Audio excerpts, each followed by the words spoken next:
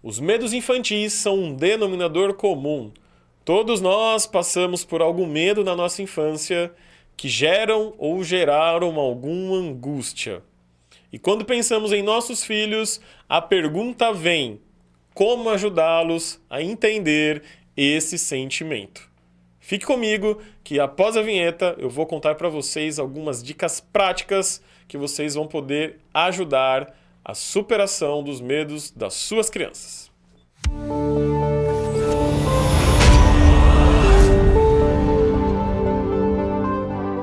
Sejam muito bem-vindos, eu sou Thiago Silva, psicólogo e hipnoterapeuta, e hoje vamos falar sobre como ajudar os nossos filhos, as nossas crianças, a superar os seus medos. A primeira coisa que precisamos entender é que existe o medo patológico e também existe o medo evolutivo, que acompanham a faixa etária. Ou seja, cada fase existe um medo, né, que aparece até meio incomum nas crianças, tá certo? Então, dito isso, é o seguinte: nós precisamos, a primeira coisa, precisamos prestar atenção nos conteúdos que ela absorve. Hoje em dia, isso está muito fácil.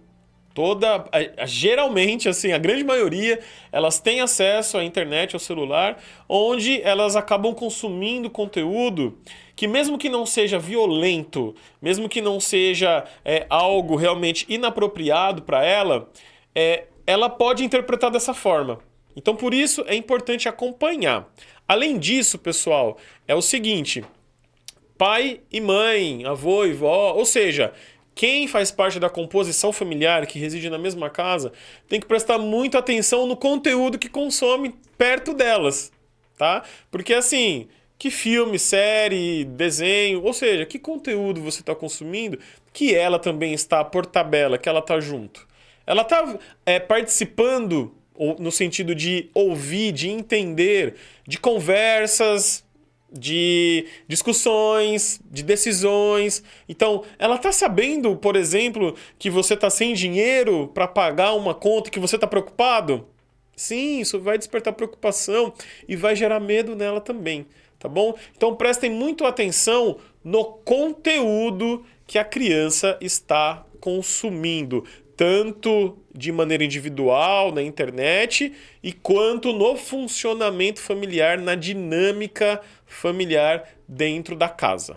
A segunda coisa que devemos pensar devemos explicar sobre os sentimentos para ela, porque tudo isso é muito novo. Medo, ansiedade, tristeza, angústia, apego, tudo isso é muito novo. E o medo, ele é uma coisa que ele vai paralisando, sabe? A criança ela vai deixando de ir ao banheiro à noite, vai deixando de usar o vaso sanitário, não dorme no próprio quarto, fica dependente do adulto, do irmão, ou seja, da mãe, do pai de alguém, tá? Então, assim, ela não sabe o que está acontecendo, o sentimento que ela está tendo, ela não tem uma explicação sobre isso e ela vai continuar com isso. Então, quanto mais ela demorar a entender que aquele sentimento é natural, que ele tem um funcionamento, que ele tem um propósito e, claro, ferramentas para você trabalhar esse medo, tá? Que eu vou falar aqui também. Então, comece a explicar esses sentimentos, os sentimentos como um todo, não só o medo, tá bom? Então, traga luz e conforto, né, para que a criança consiga começar a entender o que está acontecendo com ela. Outra coisa que você pode fazer que é de vital importância é você promover um espaço onde ela possa se expressar, tá? Então, assim, às vezes acontece, né? Eu falo às vezes porque eu vejo, né, pais que diminuem. Eu falo isso porque isso chega no consultório. Aí o pai chega lá, ele tá com medo disso, mas eu já falei que é besteira. Eu já falei que isso não existe. Eu já falei, isso é fácil para você, para criança não é. Então, toda vez que você desmerece, diminui, desvaloriza aquele sentimento que para ela é muito importante, ela está sentindo, e ela compartilha com você, aí você fala, não, deixa isso para lá, você não dá a devida atenção, o devido conforto, você não ouve, você não acolhe. O que vai acontecer? Essa criança ela vai deixar de partilhar com você, ou ela vai reprimir, Ela vai ficar sofrendo em silêncio ou ela vai procurar uma outra pessoa para poder partilhar. E o detalhe é, pode ser uma pessoa que não vai ter o melhor jeito ou a melhor intenção para poder ajudar essa criança, podendo sim potencializar o medo já existente. A outra coisa é o seguinte, você precisa deixar a criança assumir um papel de protagonista nesse medo. Não adianta você apenas acolher, proteger e colocar ela embaixo do braço. Como se fosse, né, colocando o passarinho embaixo da asa. Não, sabe, é importante você estar junto. É importante ela ver que tem uma pessoa ali que está junto com ela, que ela pode confiar, uma pessoa que caminha junto, que enfrenta junto. Exemplo, poxa, tá com medo de, sei lá, de ir ao banheiro à noite? Mostra pra ela que ela pode se tornar um super-herói e você pode ir junto. Compra uma capa pra ela do Batman, ou seja, do herói que ela gosta. Você pode fazer esse enfrentamento junto. Vamos lá junto comigo que você vai ver que não tem nada, que dá certo, que você consegue.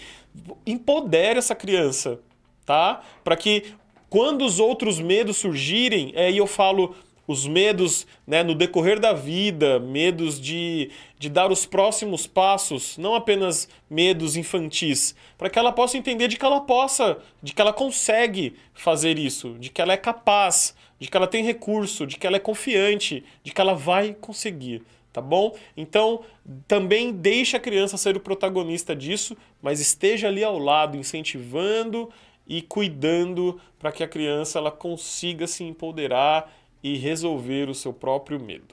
Uma outra coisa que você também pode fazer, que vai de encontro com a dica anterior, é empoderar essa criança.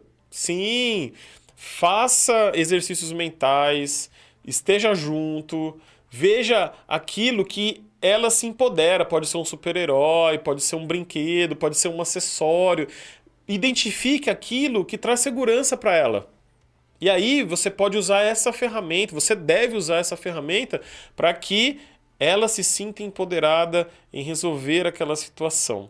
Essa dica é muito importante, porque quando falamos em medo, precisamos acalmar o nosso corpo. Então, qual que é a primeira dica, né, nesse sentido? É aprender a respirar. Ensine a criança a respirar. Porque quanto mais se desespera, mais aquele medo reverbera, mais ele ecoa.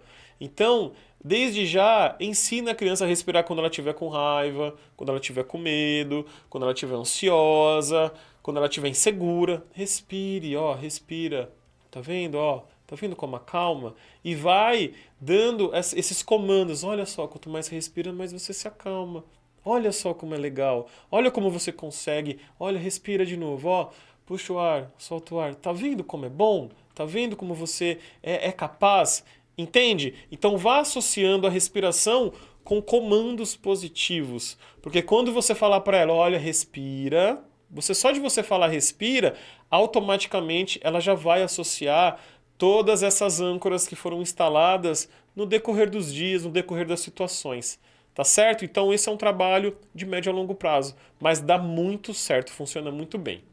E a última dica, que também é de extrema valia, é procurar ajuda. Você está vendo que não está conseguindo, que as dicas não estão sendo suficientes, se você percebe que tem uma profundidade, que existiu algum trauma, que aconteceu alguma coisa, que a criança está apresentando outros tipos de comportamento, como crise de ansiedade, procura ajuda. Tá? Procura ajuda, leva essa criança ao psicólogo, para um psicólogo infantil, para que ele possa fazer as intervenções, trabalhar junto com a família, tá bom? Então é isso, procurar ajuda sempre é a melhor escolha quando não sabemos ou quando não está resolvendo as intervenções, as ferramentas, né, que já aplicamos ali. E se você chegou até o final desse vídeo, gostou desse conteúdo, deixe seu like, se inscreva no canal e partilhe esse vídeo com aquele pai, com aquela mãe, com aquele responsável que tem uma criança e precisa aprender a lidar com os seus medos ou com os seus sentimentos. Então até o próximo vídeo, tchau!